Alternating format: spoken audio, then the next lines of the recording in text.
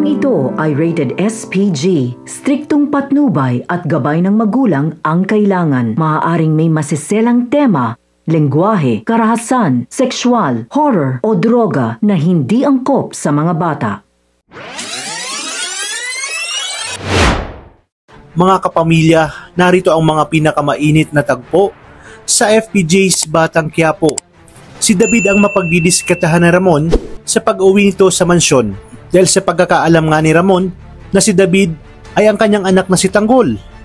Tuluyan nang tinapos ni Tanggol ang buhay ni Rigor at agad namang dumating ang kanyang mga kaibigan para tulungan na makaalis agad sa lugar dahil batid nilang darating ang mga taga-barangay at mga otoridad para dakpin si Tanggol.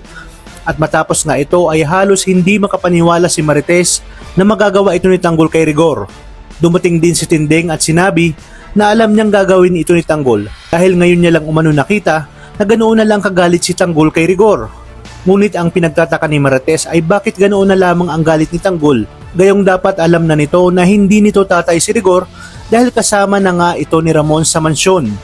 Napapaisip siya na baka ang Tanggol na binabanggit ni Ramon ay ibang tao.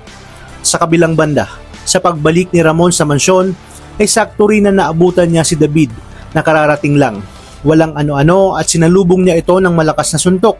Gulat na gulat naman si David kung bakit yung ginawa ni Ramon at naglalaro sa kanyang isipan ay baka nalaman na ni Ramon ang buong katotohanan. Sinabi ni Ramon kay David na kaya pala pilit siya nitong pinapaalis sa bahay nila ay may gagawin itong katarantaduhan. Dagdag pa niya na nakita niya ang mga ginawa nito sa Quiapo at kung hindi lamang daw siya pinigilan ni Marites na umalis na doon ay makakatikim na ito sa kanya. Dito na naisip ni David na nasa Quiapo din sa mga oras na yun si Tanggol at swerte niya nga dahil hindi ito naabutan ni Ramon.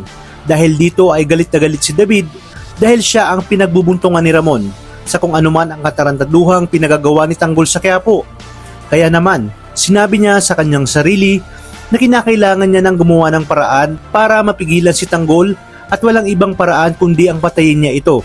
Kaya maya-maya pa ay palihim siyang aalis ng mansyon para bumalik sa Quiapo. Nagngingit-ngit sa galit si David at sa kanyang pagdating ay bubungad sa kanya ang walang buhay na si Rigor na basag ang muka. At nalaman niya rin na si Tanggol ang may gagawa nito.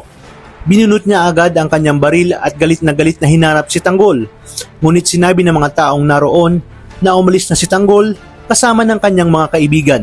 Nalaman niya rin na kaya pinatay ni Tanggol ang kanyang tatay Rigor dahil nalaman nito na hindi nito tunay na ama si Rigor na siyang ikinagulat ni David dahil ibig sabihin mas lalong liliit ang kanyang mundo.